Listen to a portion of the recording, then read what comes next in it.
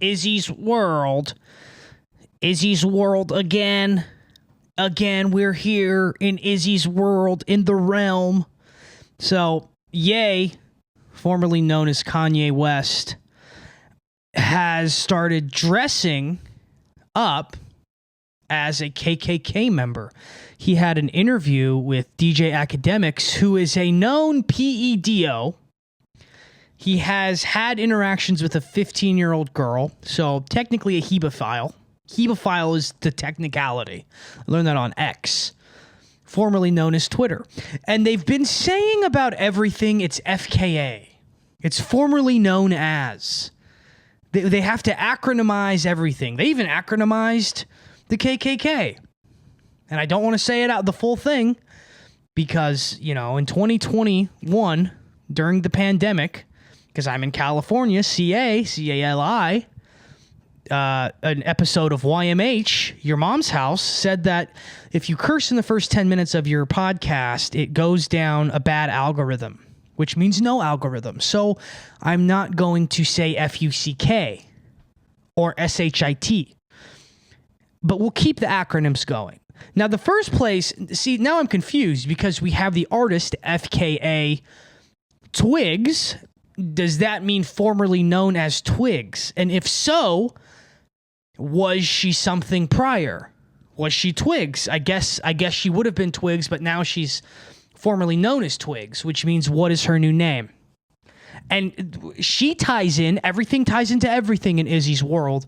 She ties in to Ye, FKA Kanye West, because she, according to Ye, is helping traffic his daughter Northwest with Kim K, aka former FKA Kim West, Kim Kardashian West, Kim West K, Kim K West. No, in all seriousness though, Kanye, Ye, because I just said the F word. I have to beep it. I have to edit it. And it happened at 222. Angel number, okay? Episode 2 is already better than episode 1. I wish you could see my view right now. I'm looking at a dazzling crucifix. That's what I talk to this whole time as I'm looking at a 45-degree angle straight ahead. So, here we go. Okay, let's recenter. Kanye was being interviewed by the hebephile DJ Akademics. This is the music industry. This is all normal, by the way. Ye, the guy who changed his name, it sat down with he actually stood up the whole interview with DJ Akademics, and they talked. And I don't know about what, because I didn't watch it, because I don't need to. Okay? And Ye wore a KKK outfit, allegedly. Because, here's the deal, and I might be coping because I'm a massive Kanye fan. Is it hard to be a Kanye fan these days? No. He's an artist. He's doing art things. I don't care about this whole... I don't care about it.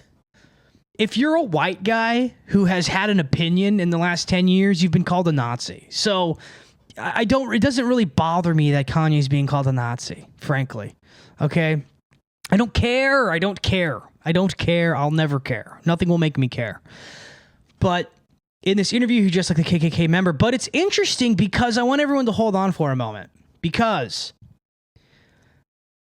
if you know, you know. Kanye has brought back Sunday service. Now, Sunday service is his, church thing. It's his church thing, where every Sunday they go and it's a service where he can write off shows and music off of his taxes on a 501c3, which is a tax file where you don't have to file taxes. But here's the thing that's great about it is the actual KKK robes and attire that Ye is wearing in this interview is also doubled as the robes that Spanish Catholics wear in these penance processions for Easter in Spain. So they walk the streets of España, which is Spanish for Spain, looking like KKK members, and they do this 2 weeks before Easter. Kanye wore this attire 2 weeks before Easter. So, is Kanye trying to be a black KKK member, or is he showing off his Christianity by wearing Spanish Catholic regalia in an act of penance? I would say that one because I'm coping as a Kanye fan, or as a Ye fan, sorry. But he released an album cover just this morning when I went to record this, and it is this. And if you're listening and not watching, it is a full KKK thing. And it's actually a real KKK photo with real KKK members that he had photoshopped to make the guy behind him black. So whoever the real KKK members are, he's probably furious because now he's a black guy. Now he's Ye, FKA, Kanye West, formerly KKK. Now he's Black Ye, Black KKK, FKA Twigs, formerly known as... Okay, I gotta stop with it. This. But that's just one... That's one thing that happened this week in Izzy's world. This is the music industry. A hebephile, aka PEDO, sat down with Ye, stood up with Ye. I mean, it's crazy. This is it. And speaking, let's go down the DJ Akademics route for a moment here.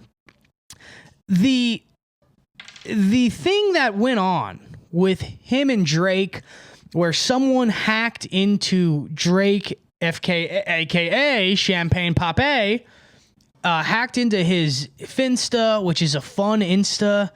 Who cares? I don't care anymore.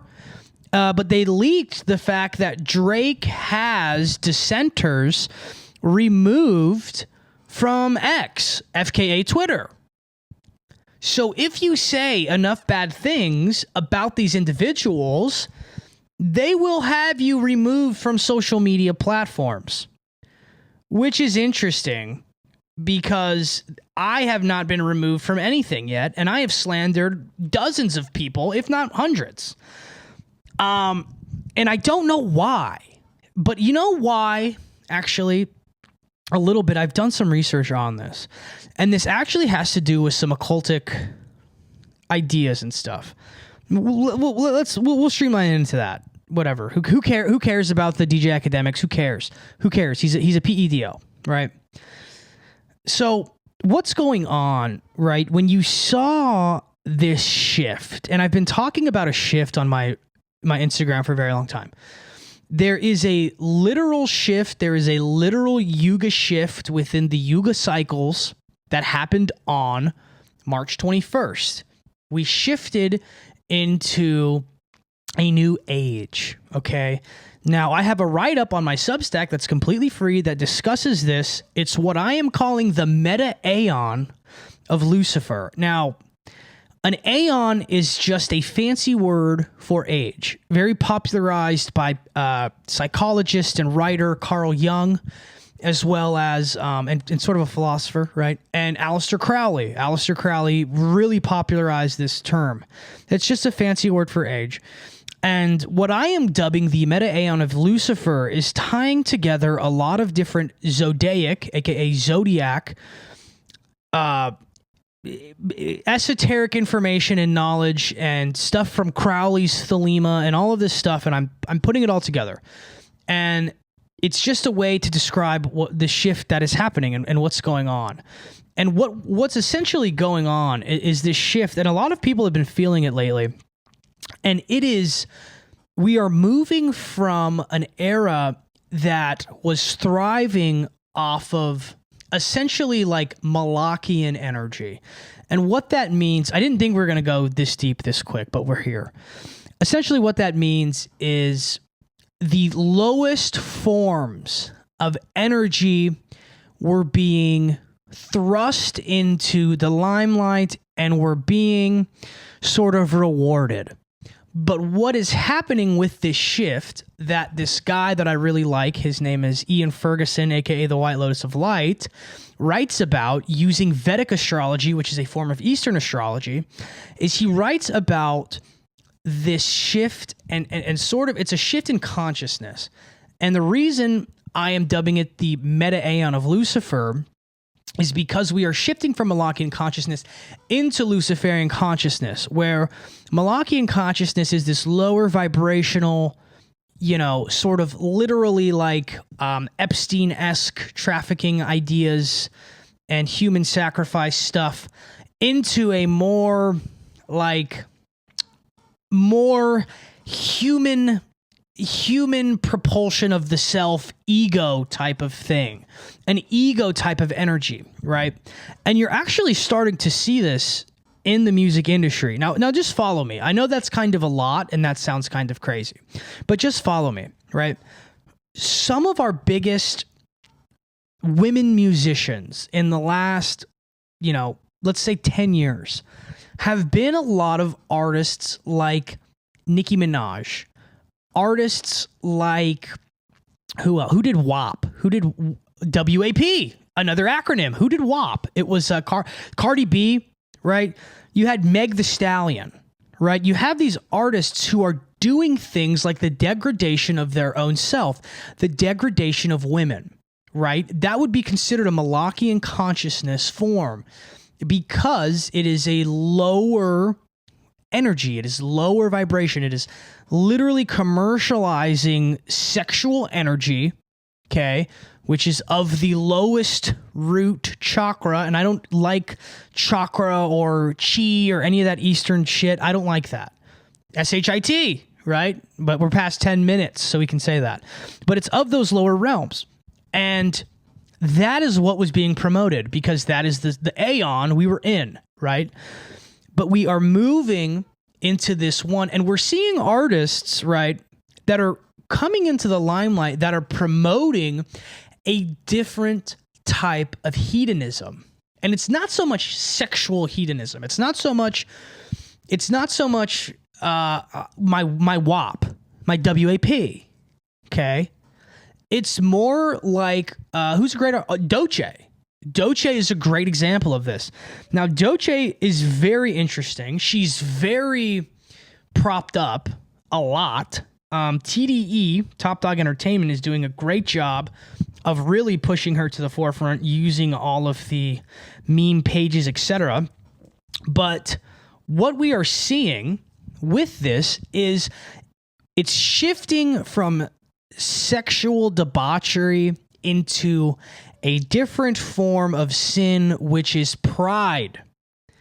It is going to see, what you're going to see with women artists is a lot of empowerment. It's going to be a lot of pride. It is going to be pride. And now here's the deal. That is awesome. I think it's great for women to feel empowered.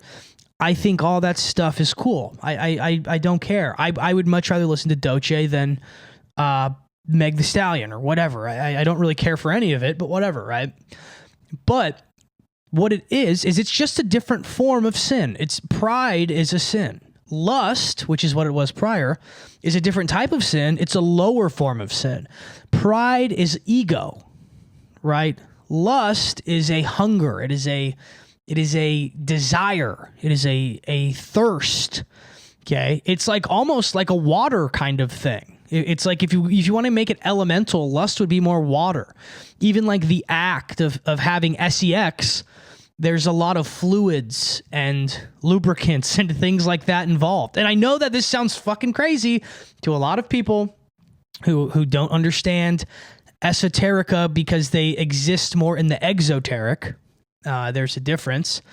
Exoteric. Vocabulary word of the day is exoteric. Go ahead and use the word exoteric in the comments section. But the exoteric is things that are widely available to the public, right? That's what exotericism is. It would be things like the dictionary would be exoteric. TikTok, encyclopedias, those are exoteric. Esotericism would be more things of like, oh, I need to go to this obscure YouTube channel to read about this weird Enochian magic from the 15th century by this philosopher named John D, right? That's esoteric information and esoteric knowledge. But yeah, so that's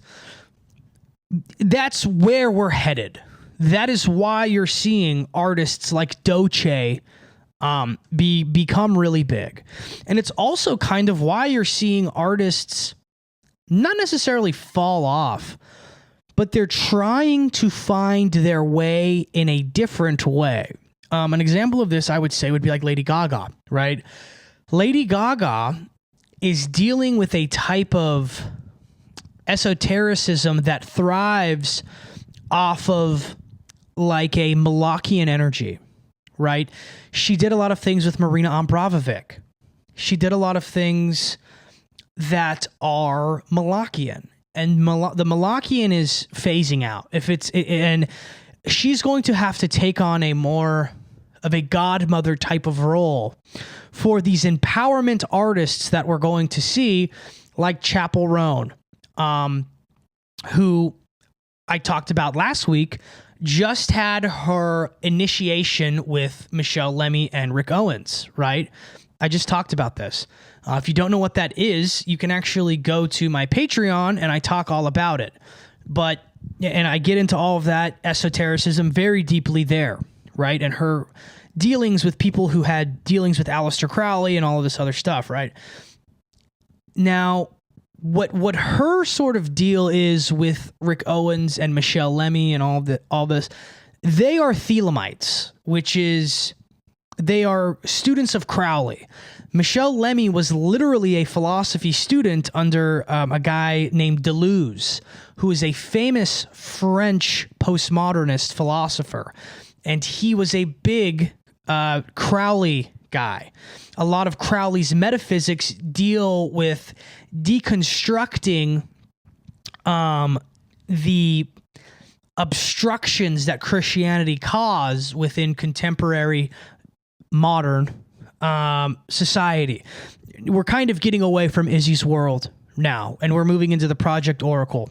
So we're going to take a step back, and we're going to kind of take a step back and refocus here.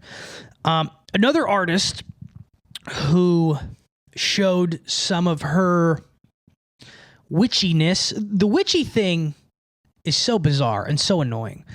It's people who are witchy and witches, they are just lame. It's lame. It's such a low form of like magical esotericism. It's just low and lame. And one of these people is Erykah Badu. Now, Erykah Badu is an amazing artist, and she's very interesting.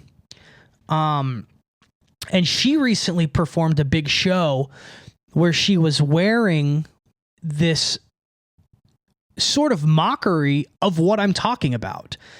She was wearing these like knit, kind of like a satyr, like the god Pan, like hoofs, like hoof legs, right? Like goat legs, right?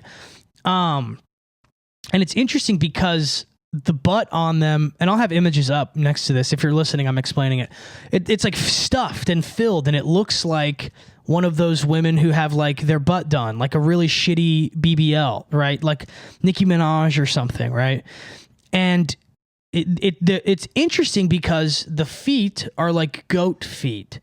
And if you read that article, I talk about the Age of Aries and the Zodiac Age of Aries and how there was a phasing out of certain gods, a lot of the horned gods, right? Like that basically what Erykah Badu is saying with this and what I'm kind of trying to say is that she is making fun of these artists who have just been phased out because she is very much into the esoteric. She's a witch. She's a literal witch. There are interviews of her where she's wearing this big hat, right? And it's this designer. I can't remember his name.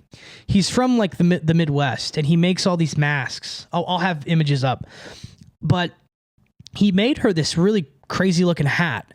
And he's sitting and he's talking with her, and I watch these Erykah Badu interviews, and she talks about how she wears these big hats over her eyes because she doesn't want people to look in her eyes, because if they do, people fall in love with her. Now, this is a very new age, witchy kind of idea. It's very new age, very witchy.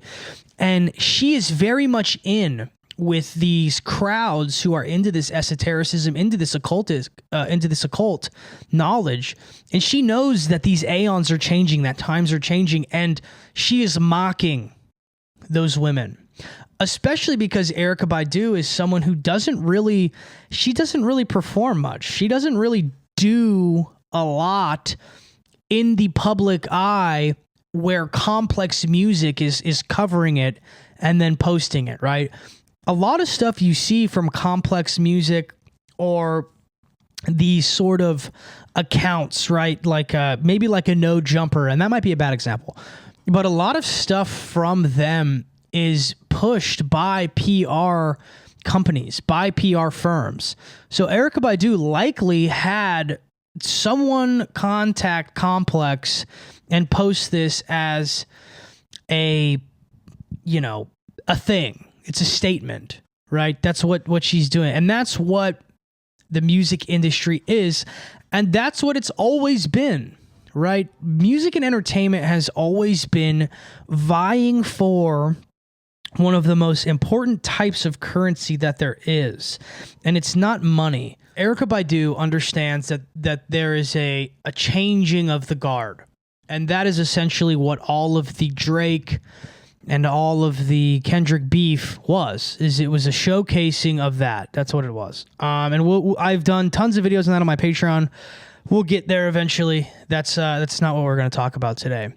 But because everything has a time and a sort of place, especially in the music industry where everyone is fighting for your attention, right? And it's interesting because I've been thinking a lot about why buy, right? Now, what do I mean by this?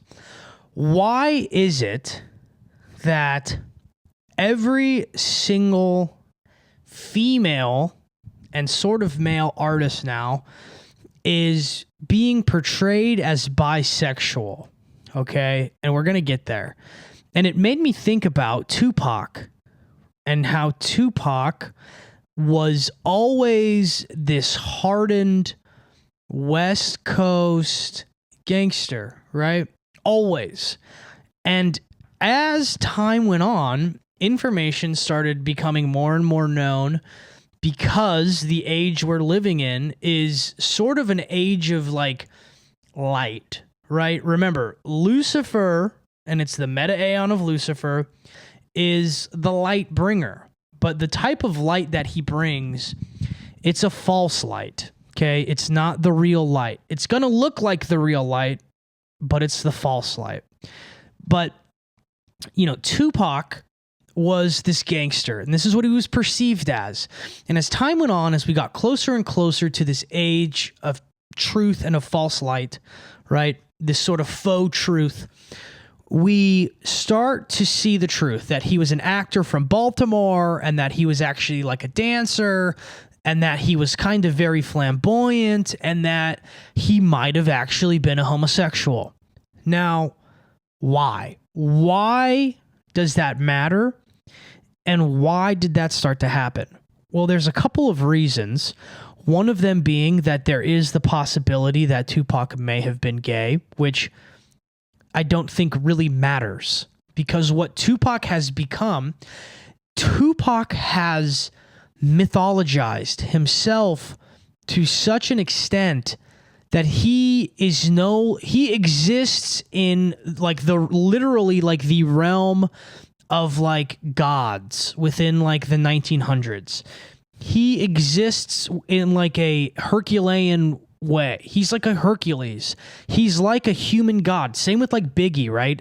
These artists have transcended music itself. Kurt Cobain, Jim Morrison, Jimi Hendrix. These are all those sort of artists, right? And it's just like Jim Morrison's father which I have interesting information about as well. Eventually we'll get there. But it's just like Jim Morrison. Like his dad was, you know, basically responsible in part for the USS Liberty and the Vietnam War and all this other stuff. But he's Jim fucking Morrison. This is the end, beautiful friend, right? He's transcended music. Tupac has transcended music. So what is a way that they can disempower this individual who has transcended music? Well, they make him a homosexual, especially when it is a black man who's, you know, the black community is not as supportive of, you know, gay men, especially when they're supposed to be hardened gangsters, right? It undermines what Tupac has done. Tupac transcended what it meant to be, you know, thug life, right? That's what he did. I mean, there are stories from cops who literally said that when he was shot and they tried to help him, he literally said "F you pigs" and like turned the cops away. So that's what that is. If he is gay, whatever, who cares? It's like it doesn't really matter, because what ended up happening is he transcended what it meant to be a musician in the 90s, right? And he is a symbol of empowerment to a certain community. That's what it is. That's why they, you know, painted him as gay. It doesn't really matter if he is or not. Same thing with like Dr. Dre. Dr. Dre is literally hip hop's first billionaire, right? He had Beats by Dre. He obviously has created some of the greatest hip hop records of all time. My goat, my oat, my of all time. We'll get there soon, right? But it's like, it's the same thing. It's a way to debase, to defame, and to sort of disenfranchise the black community, frankly, if that's what you want to know. But my point is with this is, as a transition, why now do they want artists to be bisexual? Why bi? And let's go through them just off top. Billie Eilish, Chappell Roan, Clairo, Tyler the Creator. Now, here's another interesting caveat with those individuals. Why do none of them ever publicly date people of the same sex? I'll wait. Why? Probably because they're probably not really gay. That's probably what it is. And there are a couple reasons why they do this. And I'm going to use a really key example with one person here who's not even gay, right? So what it does is, think of the age and the demographic that listens to Tyler the Creator, Chappell Roan, Billie Eilish, or Clairo. First of all, if you're of the older, if you're like 5 years older than me, 35, you don't even probably know who I'm talking about, right? And this is the point. Their audiences are very young. And what them being bisexual does is it changes the parasocial relationship dynamic with their audience to them, right? So what it does is, when you have this group that is extremely vulnerable, teenagers listening to this type of music, the fandom turns, and it goes from being one that is, wow, I'm really a fan of Billie Eilish because she's so cool, to being, oh, Billie Eilish likes girls. Maybe these feelings I have for her are more than feelings of admiration and idolization. Maybe these are sexual feelings, because these teenagers are hormonal beings. They are fluctuating a ton in their hormones.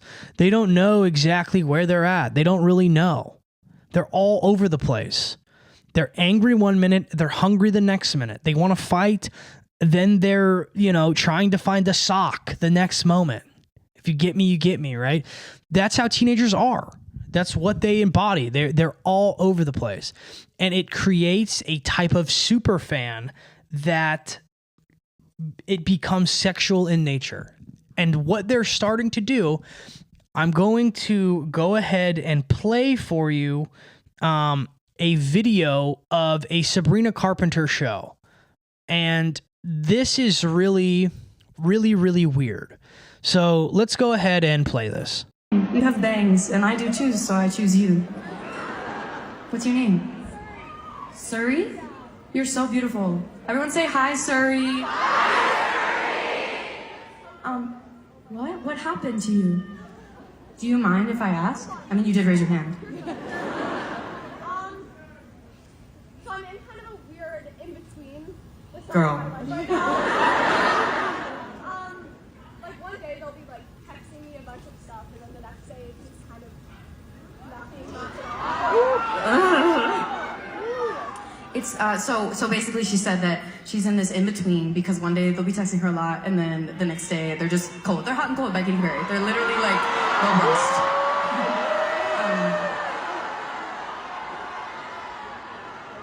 I think green flag is consistency. Red flag is sort of like the up and down, you know, because you want to feel like stable in your heart, don't you? But how old are you actually? You're 16? Oh no, you got time. Let him fuck you up. No, I'm kidding. No, don't do that. I'm just saying, if you're 16, I feel like it's definitely a time where you're learning people and you're learning what you won't like and what you will like. Also, I don't know why I'm giving you advice. I don't know anything. Have you heard the album? It's like, yeah. But I feel like I have a little bit more knowledge now. So where would you say right now, like, how are you feeling? Would you say you're feeling quite sad? Would you say you're feeling angry? Or would you say you are horny? So I bet you're wondering why I played that for you. And one of the moments in this that is very weird is the moment when the girl says she's 16. This is proving all of my points. And I played this to showcase what I just said. Sabrina Carpenter is in that Billie Eilish, Chappell Roan, Clairo age group. She's an up-and-coming star. She is a star in the Meta Aeon of Lucifer, these first opening years of it. Okay? What this is it is changing the way fans interact and idolize their superstars.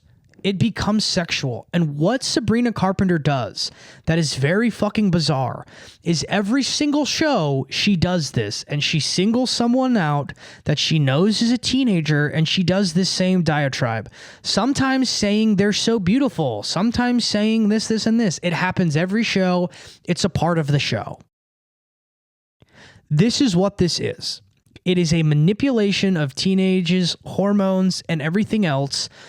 And it is literally sapping in to what is called libidinal energy within the psychoanalytical esoteric community. Philosophers and psychologists and people who studied the mind like Freud, Carl Jung, even like Aleister Crowley. And I'm not a Crowley fan, by the way. The reason I'm mentioning Crowley so much today is I am studying him in depth because there is literally a guy that is tangential to the music industry who is being used by one of the biggest people in the music industry as a tool in order to create occulticness in the music industry. That's why I'm talking about Crowley a lot. But they talk about a thing called libidinal energy. Now, libidinal energy is your sex drive. It is the energy that you get and that you harness from being a sexual being, as all humans are. What the music industry is doing by making it so every single person can be a sexual object to every gender. they are sapping the libidinal energy of music fans. And if you don't believe me, so be it. Whatever. There's a reason all of your favorite musicians have spiritual guides that are all into this. A$AP Rocky has Michelle Lemmy, Rick Owens, so does Chappell Roan, all of them, every single one. Lady Gaga has Marina Abramovic, so does Jay-Z. They all have these people that they go to. There you go. If the Erykah Badu in the hooves and being a witch and doesn't show you that this goes every which way, I don't know what to tell you. Doechii is signed to TDE, and Absol has an album called Do As Thy Will, which is literally a reference to Thelema. It's all of them. It's all of them. And I've kind of given people grace with this, and I don't know how much more grace I'm going to give moving forward, but it's a lot of them, and it's all of them. So let's kind of move forward. We also have this crazy video of P. Diddy's former mansion. This is a TikTok. It's a insane video, and it is also a former house of Hugh Hefner's. Now, what is really, really interesting that I want to point out in this video, I'll do it afterwards. Let's play this, and then we'll kind of get there as well. Like, I literally thought I was entering a dungeon seeing this. Little did I know I would walk into such a sick room. Like I said before, guys, sorry for like the little bit of the darker room, but there's nothing I can do. There's no lights. The lights are being covered by this, and it doesn't reflect any, so my camera light's just not doing anything. So hands down, immediately, that's one of the craziest things I've ever seen in an abandoned house, is that back room right there.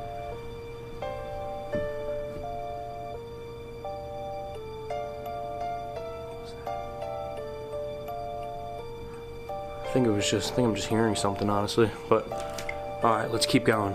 There's even caution tape here. I wonder what happened. What I want to do is go ahead and make my way back over to this huge pool. Oh, check this out, look at this. You can see under the pool, that's the pool through that window. You could look through that window and it would normally be underwater. Where do you see that in a house? Alright guys, so something I skipped over is when I initially came down the steps, I saw, here's the spiral staircase right here. I initially came down that and went that way.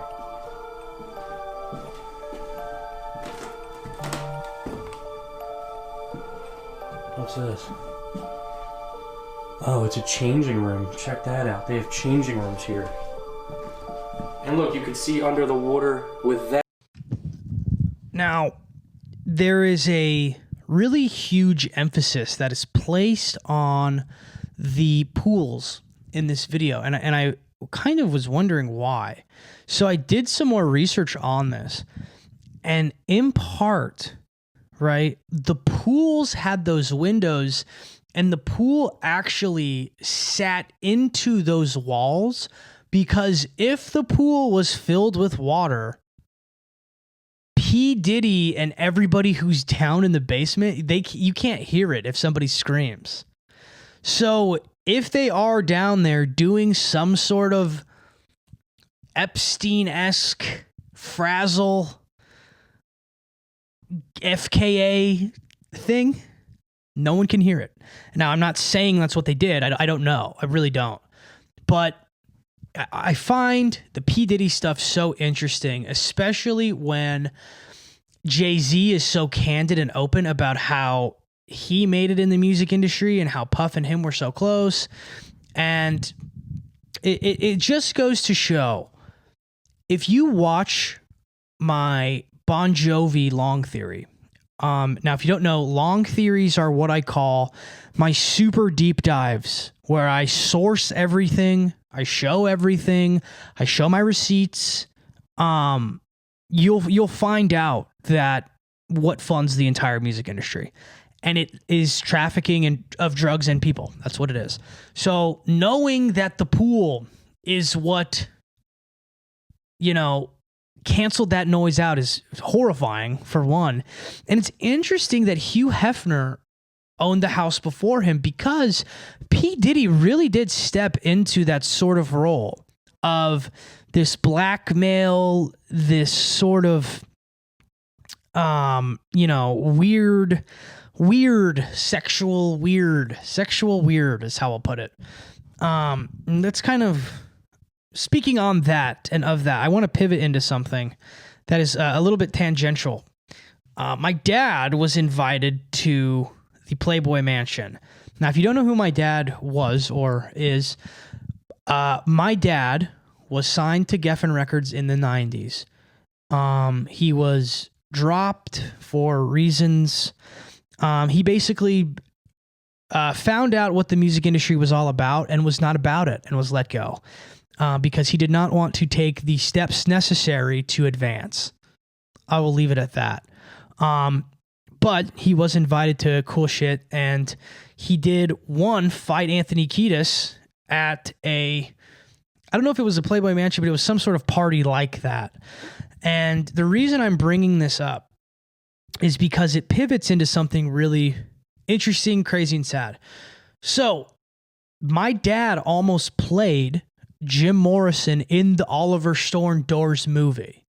My dad looked exactly like Jim Morrison in the 90s when he was a young man. He looked literally identical to Jim Morrison. And growing up, my dad was a big Doors fan, and he took a lot of inspiration from Jim. And I always thought it was just really interesting. My dad owns one of Robbie Krieger, guitar players from the Doors, guitars, which is another interesting thing and something we might get into eventually someday. But my dad looked identical to Jim Morrison. And Jim Morrison used to spend a lot of time in the town that my dad's mother is from. And I will leave that there. But, so my dad almost played Jim Morrison in this Doors movie. And he didn't get cast because he got into a big fight with Oliver Stone. Now, my point of this is that Val Kilmer recently died. Val Kilmer is an amazing actor, and he played Jim Morrison in the Doors movie. So this is something I wanted to share because I find this really, really cool. So Val Kilmer did a response to a question on Reddit discussing the Doors and the Doors movie. And the reason my dad was not cast for this movie is because Oliver Stone asked him to do something that my dad did not want to do. And they got into a fight, and I think my dad assaulted him. So anyways, yeah, here we go. So Val Kilmer's response to a Door question during a Reddit AMA. I had opera at Juilliard and a decade of serious vocal training to do Shakespeare. So I would go work with Michael Jackson's vocal coach in the morning, proper vocal training to widen my range. Then I played him tapes of Jim screaming and singing live. Drove my man insane. He would try to change it, and I would always have to explain to him, no, this is the way we want it. And every day for months, I worked with Paul Rothchild, the Doors' only producer, and their engineer recording whole albums of the Doors. Our aim was to make it so good that I might be able to have some songs done in the film. One day, I freaked Paul out so much he went outside and refused to do any more work. He was red hot, and he wouldn't look at me. Eventually, when he calmed down enough, he said, I don't know who told you that story because I was the only one there. It turned out the song Paul had put on, I hated and didn't want to record it, or at least not that day. And apparently what I said was so exactly what Jim had said to Paul when they were supposed to record it that day, he freaked out. It was too much for him, spookily. I tried to explain I wasn't acting. It's just how I felt about the song. So I went for a walk, giving Paul another chance to regroup. And when I came back, I thought of something to keep Paul animated and working. And I rushed into the booth and said, "Put up The End," referring to the famous song by The Doors, "The End." This is the end. He quietly told me no because I couldn't sing The End. We got in a mild fight, and eventually he said he didn't want me to get down about recording or my singing, but he finally offered his trump card. "Val, you can't record it. No one can. Jim couldn't even do it. He only recorded it once, and that's what's on the record. Put up The End. It's all right." So he did, and I nailed it. And Paul was weeping almost immediately, so I had to look away, but he added the extra emotion to my performance. I messed up in 2 places. When Paul could finally talk, he whispered, "Val, I swear to God, Jim blew those same 2 parts. We had to drop him in to fix them. They are in the same places in the song." People have often spoken in different kinds of language about this particular performance, which I've always thought was because of Jim's mythical interests and Oliver Stone's feeding into that angle of the press. But any actor would tell you this kind of thing is just what we do. And when you do your job and really commit and you really are Lady Ophelia, you can really smell those flowers. And you really have memories of floating around that stage right out of your mind. But it's just the blessing of acting. It's not possession. It's just a reminder of what we can all do with our minds if we are open and willing. We can do anything. I can't sing like Jim Morrison. He's a baritone tenor. So is Elvis. That's about it for rock and roll singers. But I sing every song live in that film, except for some second of a scream Paul was particularly attached to that Jim did. I think it was on When the Music's Over. When the Music's Over, yeah. Now, that is just a really powerful, crazy story that I totally believe. And it seems so, like he said, mythical. It's so cool. Jim Morrison was a huge inspiration on me when I was in my band, The Doors, in my band, The Slumps. And he was a huge inspiration on my dad. And yeah, it was crazy because growing up, my dad had all these Doors books and all these like Doors records and CDs. And I was just like, this is weird. He looks like my dad. There was always this weird affinity that I had. And the first time I heard Hello, I Love You by The Doors, I was so hooked on them. And I used my mom's credit card when I was like 12, and I went on eBay and bought The Doors discography on CDs, and I went each CD individually. And my dad didn't want me listening to that music when I was a kid because it's very impressionable, and it's it is what it is. But yeah, it's really crazy and really interesting, and really that's a part of why I do kind of what I do, is because in the music industry, and the thing with the Nepo babies is like, my dad was kicked out of the music industry kicking and screaming. My dad toured with John Bon Jovi. My dad did a lot of amazing things. He sang the theme song for that 70s show, right? The first season, because he messed up the rest of it. And what happened is, like, when I was 21, I stole an email address out of my dad's email to one of his old managers and reached out, and I hit up this person, and this person like gave us a management deal and all this stuff. And my band was great. We were so good. We were so awesome.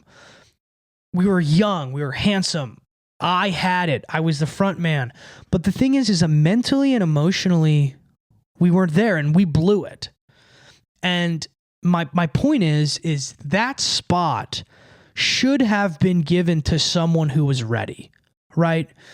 And I think the reason I do this is because now, one, I can try to inform people of how the music industry operates off of magic, nepotism, and lies, and the occult, right? So like, and money, lots of money. But really, it's not just money, it's attention. The most important currency in the music industry is attention and how long you can keep it. And as soon as you can't keep it, you're no longer relevant, no one cares, right? And so that's why I'm on this journey and on this path. And so I want to rectify things kind of for myself and probably for my dad, because what ended up happening is I ruined this amazing opportunity, and it got back to him that I stole an email address. He didn't help me with it. He didn't want me to do this, because there are very big spiritual things going on people don't understand, and even I think are crazy but are real, right? And when you start opening those doors, it gets very dangerous. But that's sort of why I kind of do this. And it's funny because sometimes people will say like, oh, well, you're a Nepo, you know, and it's like, well, one, my dad hasn't been in the music industry for 30 years. So I'm kind of not. I got an opportunity that I ruined. I've never really been like famous. I've never had really anything. I've worked with really cool people, really big people. I've done cool stuff, but I never really amounted to anything in the music industry. I really didn't. But I have this immense, deep knowledge to where I can help people understand and know the truth. So that way, maybe you were in a really good band and you didn't make it. And that's not your fault, right? And that's fine. That's totally fine, right? Like, I think I'm like a pseudo Nepo baby, but also now I'm doing everything completely on my own. And that's really cool and really powerful. And literally, you know, it's literally God that is powering this. I have been shadow banned like 10 times, literally 10 times.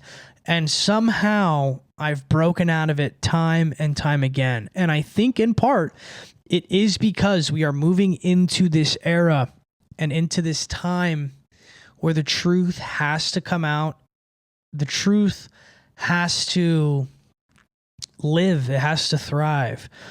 But I think what I'm fearful of is that the music industry is using me as a sort of useful idiot, because I can sort of reveal truths, reveal things, and talk about things without people having to take it too serious or having to really do the investigating for themselves.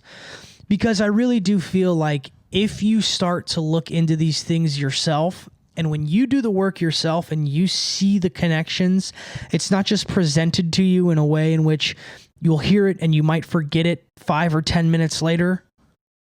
When you really make those connections, it really harbors with you, and it really sits in you how real and how serious it really is. And it's pretty crazy. So that being said, if you guys want to know more, I do fully sourced deep dives on patreon.com/IzzyNGriffin.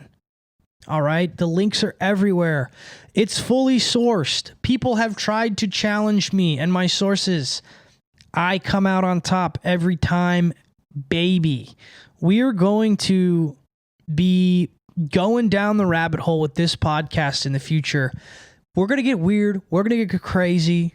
We're going to really try to have fun with this, because that's all you can do.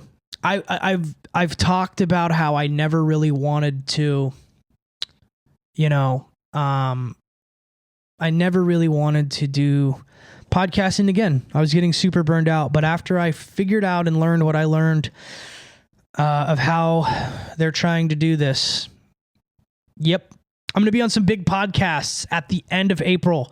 Be on the lookout for that. My first ever album, and it's part 1 of my album, comes out April 21st, which is the day after Easter. And I'm going to start doing promo material for it. And I have a lot of stuff. It's really good. It's the best, probably the best thing I've ever worked on musically, I think. I hope. It's a completely new direction, and it's really powerful. And thank you guys for sticking through to the end of this. God bless you. God bless everyone you know. Holy Spirit activate. Let's go, baby. Thank you so much, everybody. Have a good one.